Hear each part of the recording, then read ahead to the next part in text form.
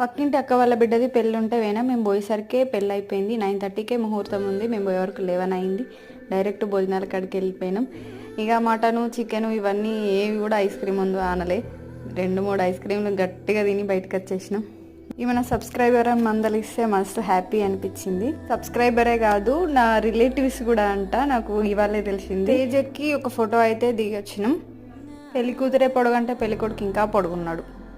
ఈ ఎండకు తిన్నోళ్ళు తిన్నట్టు వెళ్ళిపోతుండే కావచ్చు కానీ ఏసీ ఫంక్షనల్. సో మేమైతే చాలాసేపు అక్కడనే ఉన్నాం.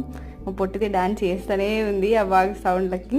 మా గ్యాంగ్ కూడా 4 స్టెప్పులు వేసారు కాసేపు. ఇవాళ ఇంకో స్పెషల్ కూడా ఉంది. అదే మా ఎంగేజ్మెంట్ యానివర్సరీ. ఇది మా ఎంగేజ్మెంట్ ఫోటో. ఎట్లుందో కామెంట్ చెయ్యిర్రి. Happy engagement anniversary. Thank you. Same. మొన్నెవరిదో దిష్టి తాకింది బాగా.